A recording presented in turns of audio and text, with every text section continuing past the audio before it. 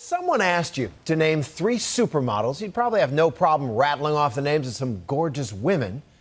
But what if you had to mention a guy? Sure, we may recognize their faces from underwear and cologne ads, but the number of men who've made it into the zeitgeist since Mark Wahlberg famously donned his boxer briefs is less than noteworthy, let's say. David Gandy is looking to change all that. And here is ABC's Amy Robach. His face and body are everywhere. He works the runway just as well as those rugged, lucky jeans. And he's eye-catching in those Dolce and Gabbana campaigns. You may not know his name, but you can't miss that face and, well, everything else.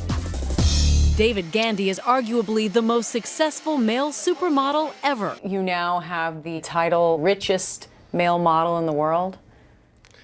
Something like that. I mean, it's just so in where these accolades of the highest paid. I mean, no one ever tells each other. It's a nice superlative to have. It's a nice, yeah. I would sort of just rather be called sort of the top of the game. At 32, with his athletic build and smoldering glances, Gandy is indeed at the top of the game in an industry where female fashion models lead the way.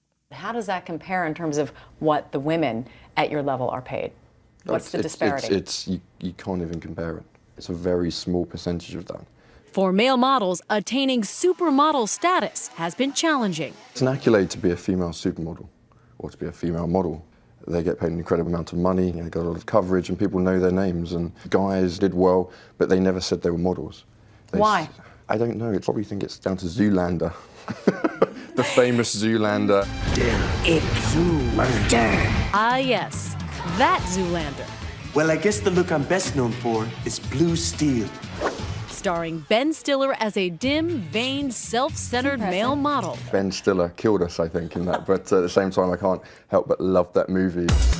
But it's no joke that the men's fashion industry rakes in more than $400 billion worldwide and is growing. And Gandy has changed the perception of male models, breaking those cliches and pushing through stereotypes ever since a friend entered him in a modeling competition he later won. What were your expectations when you went into that show? I don't think I really had any. I came into the industry from university and just thought, I won the competition, never thought of being in the fashion industry, so it could be fun.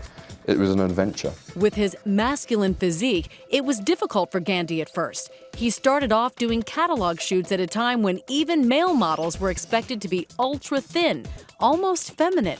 I didn't follow the trend, I bucked the trends. So when everyone was saying, you need to be skinny, your legs need to be thin, I was like, well, I'm not a skinny guy. But that manly physique is what set him apart. And in 2006, Dolce and Gabbana took a chance. They featured Gandy wearing the barest of bathing suits for their light blue men's fragrance.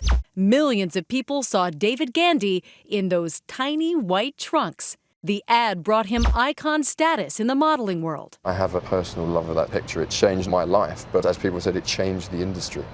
And that's not an easy thing to do. Today, Gandy can pick and choose his assignments. He's dabbled in film. Are you listening to me? I told you to stop it. Seen here in the short film Away We Stay. It will also include an exclusive interview. And created style and fitness apps, carefully managing his image, his brand, as he calls it. I want to have like power and sort of like a Brando kind of. That's no pressure, just Brando. Just Brando. We caught up with Gandy at a cover shoot in New York City for Vogue Ombre's latest issue. Does it look too done, do you think? I just don't think it looks. You're talking about the hair? You think it should look slicker? Is that what you said? Let me see. So you think it looks too puffy? Yeah, it looks quite round. At this stage of his career, he knows what works and what doesn't, and has the power and clout to call the shots. He disappears to get his hair redone. I see we had a hair issue. Not an issue, just I know how I like my hair and But it was no speaks to problem. what we were talking about, that you have a brand and that you are in control of it. And that's Yes. a big part of making sure that your career goes in the direction you want to. That's exactly it. His success keeps him on the road constantly. Since the beginning of January. I've been to LA, I think 3 times, into New York, probably like 4 times, Barcelona in between, and Milan and London. Hard to have a personal life, it sounds like. A little bit, yeah, absolutely. Yes, that's right. The world's most successful male model is single. What is it like in terms of relationships within the fashion world? Do you make a point to not date other models? How do you balance that? There's two ways of thought. You're on a beautiful boat in Capri and you're half naked and you're like, no, believe me, there's a big tugboat and there's 20 Italian sort of fishermen behind you, but it's not romantic. A model will understand that. So I don't know. I don't You haven't figured it out yet. I don't have the answers. Don't ask me. I'm probably the worst person to ask. If anyone's got the answers, then please send them to me. That'd be great. At an age when most models have retired, Gandy is hitting his stride and looking for the next opportunity. I don't always want to be doing this. I get bored very easily, so there'll always be an element of pushing where we can go, and that's where we've always pushed it. For Nightline, I'm Amy Robach in New York.